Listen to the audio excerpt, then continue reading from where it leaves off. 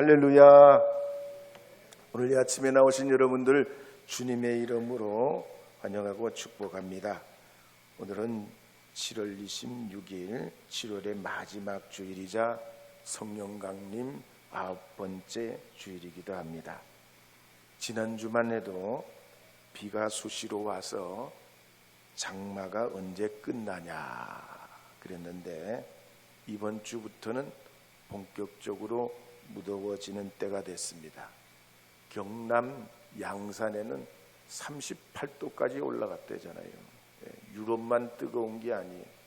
우리나라도 이 기후 변화에 예외가 아닐 수가 없습니다. 하나님께서 모쪼록 이 예배에 나오신 여러분에게 강건의 은혜를 허락해 주시기를 축복합니다. 오늘 본문으로 삼고 있는 창세기 29장에 보면 야곱은 형 에서에게서 팥죽 한 그릇으로 장작 권리를 샀습니다. 그렇지만 그 대가는 혹독했습니다. 부모님과도 이별해야 되고 에서의 눈을 피해 멀고 먼 외삼촌 라반의 집까지 도망가서 종처럼 20년을 살아야 됐습니다. 그런데 참 그런 곳에서도 마치 언덕 위에 피는 꽃처럼 야곱에게 사랑이 찾아왔습니다. 이 뭐냐면 라헬을 사랑하게 된 겁니다. 엔젤라 더크워스가 쓴 그릿이라는 책에 보면 미국의 스탠퍼드 대학의 심리학자인 캐서린 콕스가 역사적으로 성공한 인물 301명을 분류해서 특성을 연구했댔습니다. 그랬더니 그들의 공통점은 지능이 최고 최상이 아니래도 남다른 열정이 있었다 그랬습니다. 성공한 인물의 공통점은 열정이 있었던 얘기예요. 야곱도 그랬습니다. 라헬을 열정적으로 사랑하고 또 자기 삶을 사랑했습니다. 특히 라반에게 결혼 승낙을 받고 지참금 대신에 7년을 수일같이 보낼 정도로 열정이 있었습니다. 그런데 창세기 29장 25절에서 27절 말씀에 보면 이렇게 기록하는 말씀이 있습니다. 함께 읽어보겠습니다. 야곱이 아침에 보니 레아라 라반에게 이르되 외삼촌이 어찌하여 내게 이같이 행하셨나이까? 내가 라헬을 위하여 외삼촌을 섬기지 아니하였나이까? 외삼촌이 나를 속이심은 어찌 됨이니이까? 라반이 이르되 언니보다 아우를 먼저 주는 것은 우리 지방에서 하지 아니하는 바이라. 이를 위하여 7일을 채우라. 우리가 그도 내게 주리니 내가 또 나를 7년 동안 섬길지니라. 야곱은 라헬을 위해서 7년을 수일같이 노동하고 밤낮 없이 자신의 젊음을 보냈는데 혼례를 치르고 아침에 보니 뭐냐면 신부가 라헬이 아니고 레아였단 얘기입니다. 세상에 이런 황당하고 정말 어처구니 없는 일이 어디 있습니까? 근데 우리가 삶을 살아다 보면 이와 같은 일이 얼마든지 있는 겁니다. 야곱이 그렇게 7년을 섬기고 또 섬겨서 라헬을 아내로 맞이하기까지 우리의 삶에도 항상 변수라는 것이 있는 것입니다. 그렇다면 오늘 이 야곱의 이야기를 볼 때 우리가 어떻게 해야 지혜로운 선택을 할 수 있을까 하는 겁니다. 미국의 선택심리학의 권위자인 컬럼비아 경영대학원의 경영학 교수로 있는 시나 아이엔가의 보고에 따르면 보통 사람은 하루에 70번 선택을 하고 1년에 25,550번을 선택한다 그랬습니다. 70년을 기준으로 사람은 178만 500번을 선택하며 산다고 그랬습니다. 20세기의 프랑스의 소설가여 극작가인 노벨 문학상을 받았던 알베르 까미도 말하기를 우리 인생은 선택의 총합이라고 그랬습니다. 늘 선택하고 살아갈 수밖에 없다는 거예요. 그러면 이 본문을 볼 때 야곱도 나름 좋은 선택을 하고 살기 위해서 코피나는 인생을 살았지만 내 마음대로 안 되더라는 겁니다. 어쩌면 쏟고 쏟는 것이 인생이라는 겁니다. 그렇다면 우리가 오늘 말씀을 통해 볼 때 어떻게 해야 지혜로운 선택을 하며 후회 없는 인생을 살아갈 수 있게 되는 걸까요? 먼저 지혜로운 선택을 위해서는 무엇보다도 나도 선택받은 하나님의 자녀라는 사실을 항상 기억해야 합니다. 라반은 아람 사람이라고 그랬습니다. 고대 시대의 이 아람은 주전 1500년경, 그러니까 지금부터 3500년 전에 이 유프라테스강, 티그리스강 유역에 가장 강력한 제국이 있었는데 그게 아람이었던 나라입니다. 뛰어난 제국의 그런 체계를 갖추고 당시에는 어떤 나라에도 없었던 문자를 가지고 있었던 나라가 아람입니다. 이 아람 나라의 문자의 흔적이 계속해서 이어져서 이스라엘도 지금 아람 문자를 사용하고 있고, 이것이 프로토타입이라고 해서 문자의 원시 형태의 가장 뛰어난 문자 중에 하나로 세계에서 인정받는 고대 문자를 발견해낸 것이 바로 아람이라는 나라입니다. 이 아람에서 도시와 성을 세우고 국민의 대부분은 유목 생활을 하며 살아갔는데, 라반도 이 유프라데스강 유역에서 유목 생활을 하며 살았습니다. 그에게는 딸이 둘이 있었고 아들도 몇이나 있었고 노예도 많았고 양과 염소도 많은 부자였습니다. 게다가 계산도 빠른 사람이었고 판단력도 뛰어난 사람이 라반이었습니다.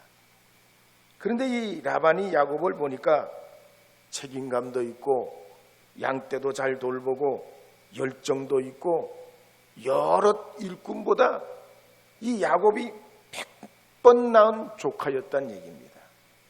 그래서 라반의 입장에서 보면 웬만한 아들보다 낳은 이 조카 야곱을 어떻게든지 붙들어서 써야 될 판이었습니다.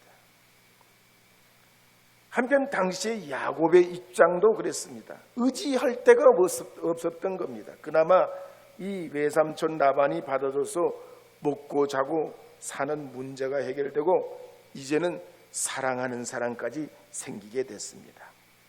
그래서 라헬과 혼인하기로 하고 7년을 수일처럼 보내며 일하고 또 일했던 겁니다.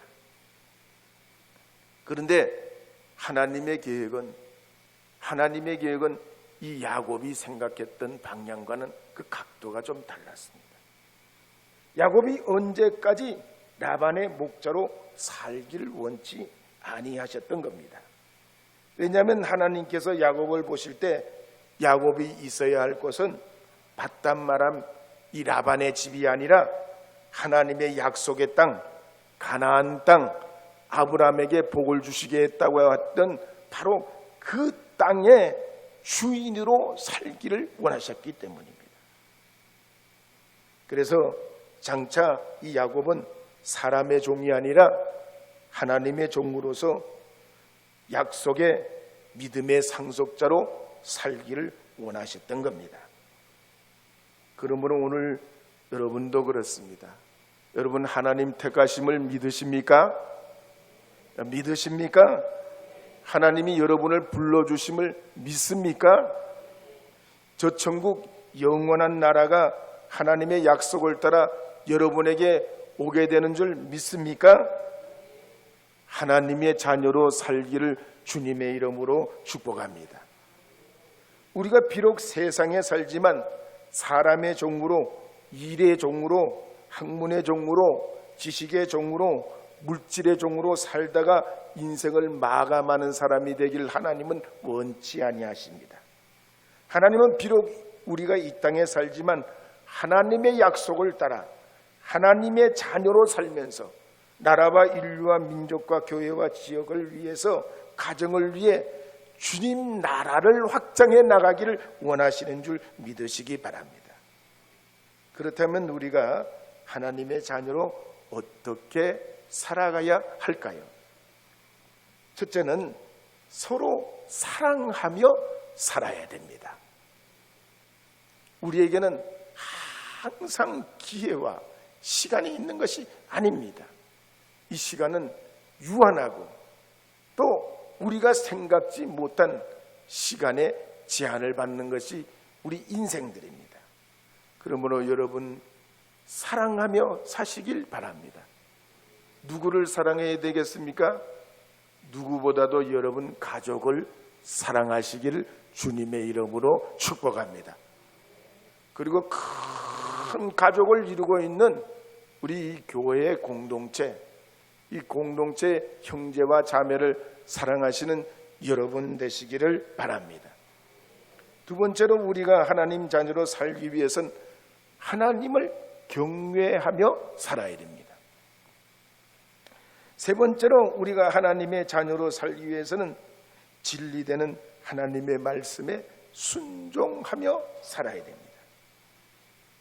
성경 말씀 가운데 큰 산맥처럼 무게와 위치를 가진 말씀이 있습니다. 창세기부터 계시록까지 쭉 흘러가는 중요한 산맥 같은 말씀이 뭐냐면 순종입니다.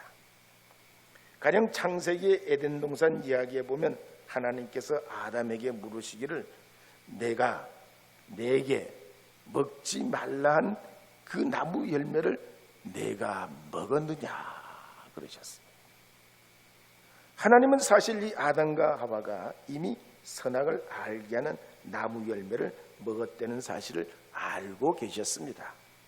다 아시지만 이미 그들이 불순종한 상태에 있음에도 아시면서 내가 내게 말한 것을 그 열매를 먹었느냐 다시 한번 물으시면서 그들에게 기회를 주셨던 겁니다. 그러나 아담과 하와는 끝까지 회개치 않고 불순종의 삶을 살다가 에덴 동산에서 추방당하게 됩니다.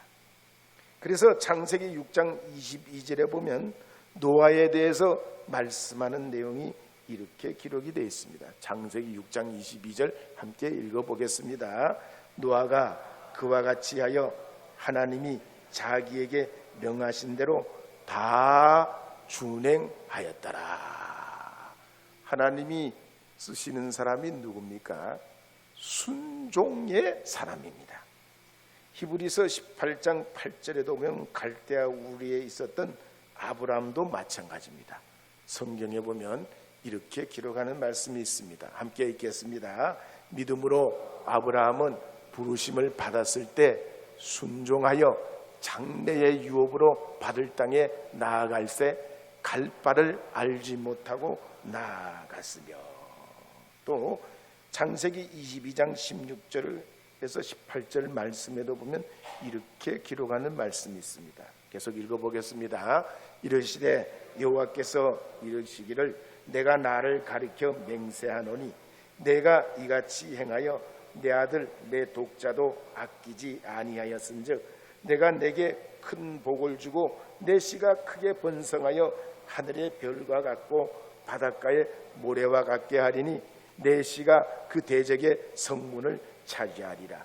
또 내 씨로 말미암아 천하 만민이 복을 받으리니 이는 내가 나의 말을 준행하였음이니라 하니라. 하나님께서 이 아브라함에게 천하 만민의 복을 이 가문과 후손을 통해 받게 하신 가장 결정적인 이유는 아브라함이 순종의 사람이었기 때문이라는 거예요. 그래서 아브라함이 하나님의 말씀에 순종하기 위해서 아들 이삭이라도 제단에 묶어 바칠 때 하나님이 그렇게 기뻐하며 그에게 복을 내리셨던 것입니다. 그래서 빌립보서 2장 7절 8절 말씀에도 보면 예수님께서 이 땅에 오셔서 우리의 죄를 대속하는 과정을 보면 십자가 위에서 죽기까지 주님의 말씀에 순종하는 본을 우리에게 보여주셨던 겁니다. 따라서 구약의 이스라엘 백성들도 40년 동안 광야 생활에 그들이 가나안 땅에 들어가기까지는 하나님 말씀에 순종하는 순종 훈련을 계속 받고 또 받고 받고 또 받고 받고 또 받은 줄 믿으시기 바랍니다. 그런데 성경에 보면 순종치 못한 사람들이 나옵니다. 대표적인 사람 중에 한 사람 사울 왕이 그랬습니다. 이 사울 왕은 블레셋 전투를 앞두고 시간이 촉박할 때 사무엘 선지자가 7일을 기다리라고 했지만 시간이 늦어지자 직접 번제를 하나님께 드려버립니다. 또 하나님께서 아말렉 사람 아각을 사로잡고 모든 것을 진멸하라 하셨지만 아각과 양과 소와 눈에 보고 또 귀중한 귀중품들은 뒤로 빼돌려서 진멸하지 않았습니다. 그럴 때 이 사무엘 선지자는 사무엘상 15장 22절 하반절에서 23절에 이렇게 증거하는 내용이 나옵니다. 함께 읽어보겠습니다. 순종이 제사보다 낫고 듣는 것이 순양의 기름보다 나으니 이는 거역하는 것은 점치는 죄와 같고 완고한 것은 사신 우상에게 절하는 죄와 같음이라. 때문에 마태복음 7장 21절에도 보면 예수님께서 이렇게 말씀하시는 내용이 나옵니다. 한 번 더 읽어보겠습니다. 나더러 주여 주여 하는 자마다 천국에 들어갈 것이 아니요 다만 하늘에 계신 내 아버지의 뜻대로 행하는 자라야 들어가리라. 할렐루야. 그러므로 앤드루 머레이가 쓴 죽을 만큼 순종하라는 책에 보면 세상에서 하나님께서 가장 사랑하는 것이 있다면 순종이라고 그랬습니다. 하나님이 가장 기뻐하는 것이 있다면 그것도 순종이라고 그랬습니다. 하나님에게 가장 복된 것이 있다면 그 또한 순종이라고 그랬습니다. 그래서 우리가 날마다 주님 안에 머물고 싶다면 순종하면 된다 그랬습니다. 순종이 열쇠요 순종이 복이라고 그랬습니다. 그런데 오늘 본문 전후의 말씀에 보면 선택의 순간순간 이 야곱은 이러지도 못하고 저러지도 못하고 자기 애정에 끌리고 인정에 끌려서 결단을 못 내리고 있었습니다. 가족이 생기면서 몸도 마음도 점점 더 무거워질 때 하나님이 그에게 개입하셔서 이렇게 말씀하는 내용이 나옵니다. 창세기 31장 3절에 보면 이렇게 말씀합니다. 읽어보겠습니다. 여호와께서 야곱에게 이르시되 내 조상의 땅 내 족속에게로 돌아가라. 내가 너와 함께 있으리라 하신지라. 창세기 34장에도 보면 하나님께서는 야곱이 하란 땅을 떠나 잠시 세켐에 정착했을 때도 이렇게 말씀하는 내용이 나옵니다. 35장 1절입니다. 하나님이 야곱에게 이르시되 일어나 베델로 올라가서 거기 거주하며 내가 내 영 에서의 낯을 피하여 도망하던 때에 내게 나타났던 하나님께 거기서 제단을 쌓으라 하신지라.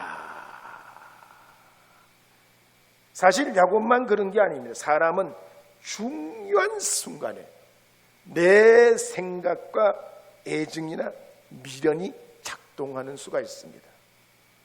그 때문에 중요한 순간을 놓치거나 미루게 됩니다. 그러나 성경에 보면 사람은 마음 가는 대로, 느낌이 오는 대로 살면 안 됩니다. 가령 가인은 마음 가는 대로 했다가 동생을 살해합니다. 아브라함의 조카 롯도 느낌이 오는 대로 선택했다가 그 소돔과 고모라 땅이 불심판을 받게 됩니다. 삼손도 마찬가지입니다. 자기 마음에 느낌이 오는 대로 살다가 드릴라의 유혹에 빠져 두 눈이 뽑히게 됩니다. 그런데 성경에 보면 하나님께서는 우리를 선택하실 때 자격이나 능력이나 조건이나 상황 여러 가지를 감안해서 선택하신 것이 아닙니다. 우리가 의롭기 때문에 택한 것도 아니고, 선하기 때문에 택한 것도 아니고, 죄가 없기 때문에 택한 것도 아닙니다. 오히려 우리는 죄 중에 살다가 죄 때문에 심판받고 멸망받을 수밖에 없는 존재였지만 은혜로 택해 주십니다. 그래서 골리앗을 물리친 다윗을 보면 다윗이 물맷돌을 던질 때 어떡합니까? 이거 안 맞으면 어떡하지? 던지려고 그러다가 줄이 끊어지면 어떡하지? 내가 실패하면 어떡하지? 이거 어쩌지? 던져야 되냐? 말아야 되냐? 던져야 되냐? 말아야 되냐? 던져야 되냐? 다윗이 그러지 않았어요. 그는 하나님이 자신을 선택한 줄 믿고 하나님의 자녀됨을 믿고 하나님을 의지하고 실패를 두려워하지 않고 주님 믿고 앞으로 담대히 나가 골리앗을 물리치게 됩니다. 예수님의 12제자들도 마찬가지입니다. 준비되고 모든 걸 갖추었던 사람들이 아닙니다. 여전히 믿음 없고 흠 많은 제자들이었지만 주님이 그들을 택하시고 불러주시고 나를 따르라고 하시고 사람을 낚는 어부가 되라 하시고 그들을 초청할 때 그들은 주저하지 않고 예수님 따라갈 때 영적 소망 있는 초대교회 기둥들이 됩니다. 미국의 샌프란시스코에서 책을 분류하고 핵심을 서비스하는 일을 하는 인스타리드 캐롤 드웍이 말하기를 세상에는 두 종류의 사람이 있다고 그랬습니다. 한 종류의 사람은 연연하는 사람입니다.